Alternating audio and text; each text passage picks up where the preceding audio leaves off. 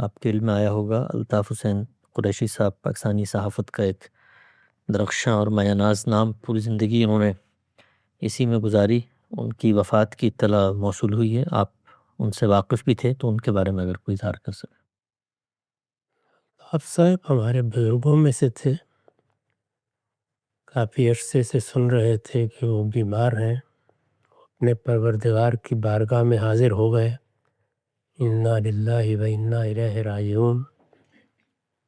ہم نے جب ہوش سنبھالا، شعور کی عمر کو پہنچے، تو ان بڑی شخصیات کی طرف متوجہ ہوئے. ان میں ابوالکلام آزاد تھے، علامہ اقبال تھے، مولانا سید ابواللہ صاحب مودودی تھے.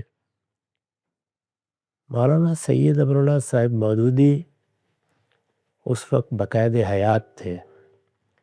ان کی دعوت بھرپا تھی اور اس وقت کے لوگ شاید نہ سمجھ سکیں، لیکن ہمارے شعور کی ابتدا میں یا عنفوان شباب میں وہ ایک تنہا شخصیت تھے جن کی طرف ہر پڑھا لکھا آدمی بہرحال متوجہ ہوتا تھا.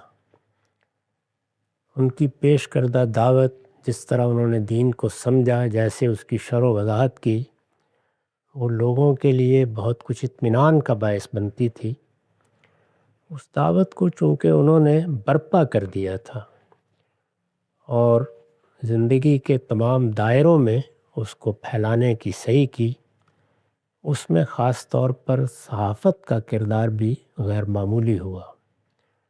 اور یہ کردار ادا کرنے کے لیے جو بڑی شخصیات سامنے آئیں، ان میں سے نمایاں ترین شخصیت الطاف حسین قریشی صاحب کی تھی. بہت اچھا لکھتے تھے، بہت اچھے طریقے سے اپنا مدعا بیان کرتے تھے. انہوں نے صحافت میں نئی طرح ڈالی، لوگوں میں علم کا، ادب کا ذوق پیدا کیا. جس چیز کو وہ صحیح سمجھتے تھے اس کی گواہی دی اور اپنی پوری زندگی اسی کے لیے وقف کر دی. مجھے خود ان کے ساتھ ایک عرصہ تک ملنے، ملانے، بات کرنے کا موقع ملا ہے.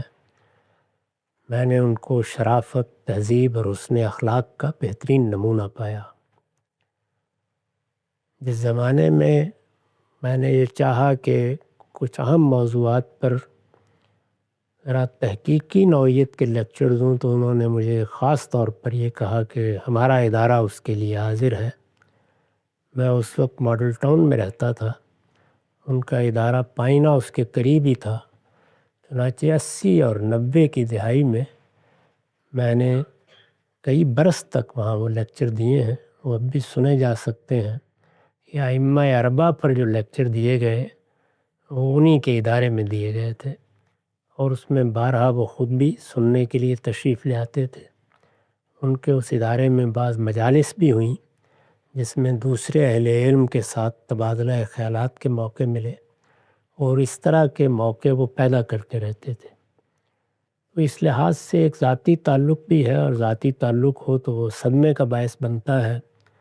ایک ذہنی اور فکری تعلق بھی ان کے ساتھ رہا، اس لیے کہ میری اپنی فکری زندگی کا پہلا دور جو تصوف کے ساتھ وابستگی کا دور تھا، وہ جب ختم ہوا تو پھر اسلام کی سیاسی تعبیری میں آنکھ کھولی. اس میں وہ نمایاں شخصیات میں سے تھے. ان سے ملنے، ان کو سننے، ان سے بات کرنے کے مواقع ملے. پھر جو لوگ ان سے وابستہ رہے ان کے ساتھ بھی ربط ثبت ہوا. خود میرے اپنے رفقا میں سے نعیم بلوچ صاحب ایک عرصہ تک ان کے ہاں کام کرتے رہے. انہوں نے ان کی وفات پر کل ایک تفصیلی مضمون بھی لکھا ہے اور اس میں اپنی یادیں تازہ کی ہیں.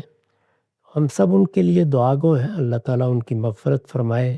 اللہم اغفر لحینا و میتنا و شاہدنا و غائبنا و صغیرنا و کبیرنا و ذکرنا و انسانا. اللہم من احییتہ منا فحیی الاسلام ومن توفیتہ منا فتوفہ علی الاسلام.